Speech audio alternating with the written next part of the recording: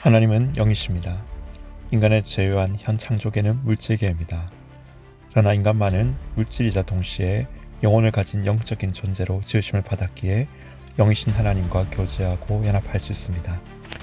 인간의 이러한 독특한 구성 시스템은 인간이 하나님의 형상을 닮아갈 수 있고 그 형상으로 물질계인 창조계를 다스려 나갈 수 있게 합니다.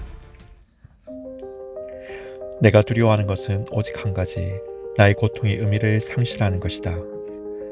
죄와 벌을 지은 러시아의 대문호 도스토옙스키가 한 말입니다. 로고테라피의 창시자인 빅터 프랭클이 아우슈비츠에 살아남은 후 쓴 죽음의 수용소라는 책에서 표지에서 인용한 말이기도 합니다. 목적을 아는 고통은 더 이상 고통으로만 남아있지 않습니다. 그것은 우리를 강하게 하고 성장시키게 합니다. 목적이 이렇게 중요하지만 많은 현대인들이 더 이상 삶과 세상의 궁극적 목적을 찾지 않습니다. 현대의 만연한 물질주의적 세계관은 목적을 가지려는 사람들의 시도를 절망하게 하기 때문입니다. 대신 현대인은 현실적 대안을 가집니다. 돈, 권력, 그리고 쾌락이죠. 성경은 무엇을 말할까요? 돈, 섹스, 권력을 넘어서 성경은 인간과 우주의 궁극적 목적에 대해 무엇이라고 말하고 있을까요? 그리고 그 목적의 관점에서 전체 성경 역사는 어떻게 흐르고 있는 것일까요? 우리는 이전 영상에서 하나님의 인간 창조의 목적을 살펴보았습니다. 인간은 하나님의 형상으로 만들어졌으며 하나님의 형상을 따라 세상을 다스리는 인명 CEO로 창조된 존재라는 것을 살펴보았습니다.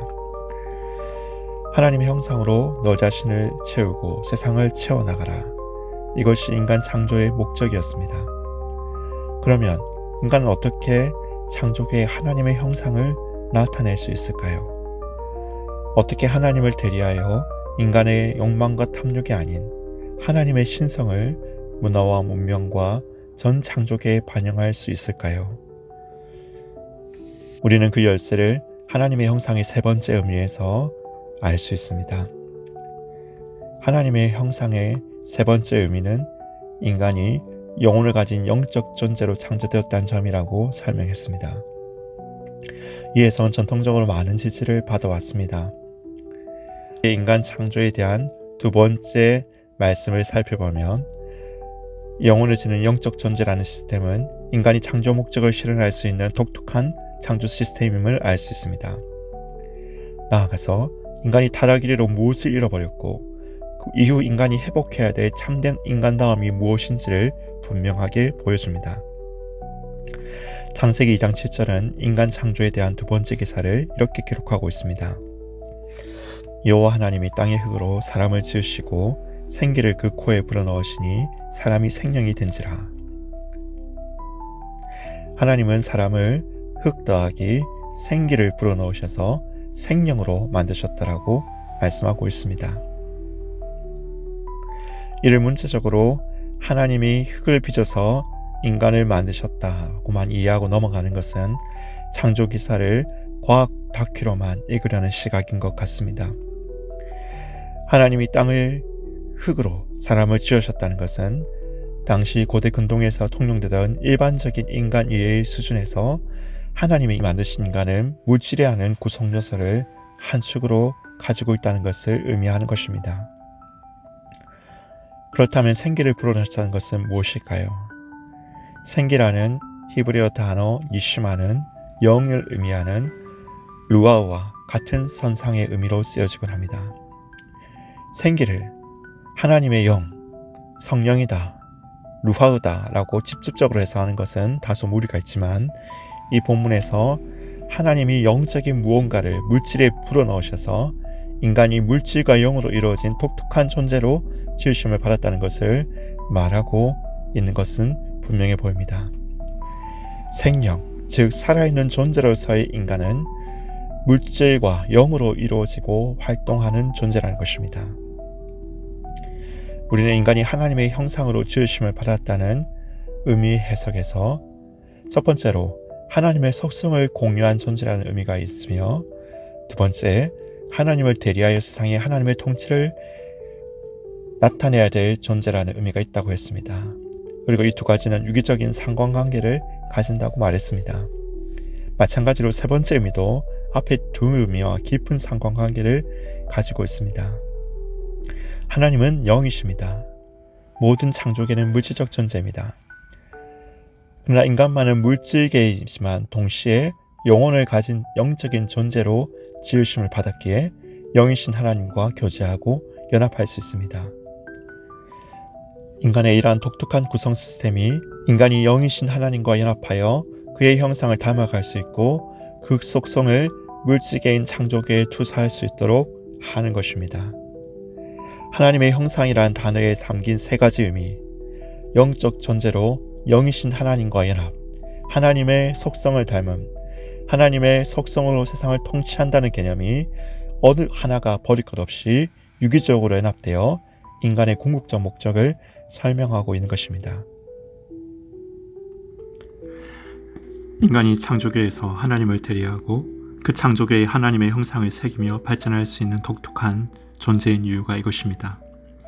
하나님의 생기로 지으심을 받은 영혼을 가진 영적 존재에게 영이신 하나님과 교제하고 연합할 수 있고 그분의 형상을 닮을 수 있고 결국 이 창조계를 하나님의 형상으로 채울 수 있는 것입니다.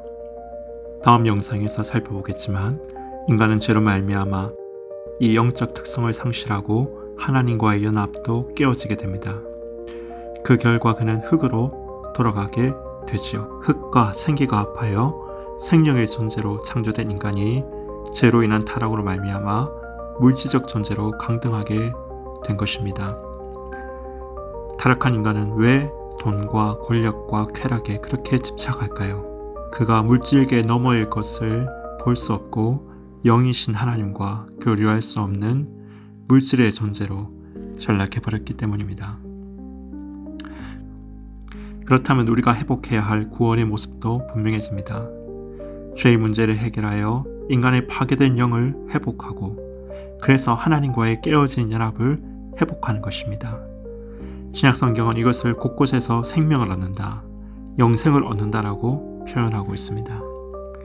생명, 영생을 오늘날 조국계 성도들이 많이들 생각하듯이 단지 죽어서 천국 가는 티켓을 얻었다, 죽지 않고 영원히 산다라는 의미로만 이해하지 말고 창조시부터 인간에게 주어진 목적과 그 독특한 존재 양식으로 복합적으로 이해할 때 우리는 기독교를 제대로 이해할 수 있습니다.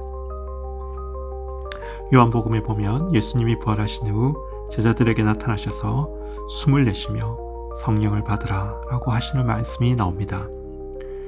창조기사에서 인간에게 생기를 불어넣으셔서 인간을 생명의 존재로 창조하신 성부 하나님처럼 성자 예수님은 그의 죽음과 부활 후 그의 백성들에게 성령을 불어넣으셔서 새로운 피조물로 재창조하시는 것입니다. 그래서 사도들이 선포한 복음은 예수의 죽음과 부활로만 끝나지 않습니다. 죄사함으로서의 그리스도의 죽음, 소망으로서의 부활 뒤에 반드시 성령의 임재가 복음에 포함되는 것입니다. 성령의 임재는 구원에 부수적으로 따라오는 것이 아니라 예수께서 십자가에 죽으시고 부활하신 목적 중에 하나이요, 하나님이 인간을 창조하신 원 상태를 회복하는 것입니다. 아니, 더 정확하게 말하면 원 상태를 뛰어넘는 새 창조물이 되는 것이지요. 그래서 성령의 임재의 목적은 어떤 신비적인 능력이나 은사의 발휘에 국한되는 것이 아닙니다. 창조 시의 원목적처럼 인간을 하나님과 연합하게 하는 것입니다. 이는 칼빈의 연합의 신학에서도 강조되는 것인데요.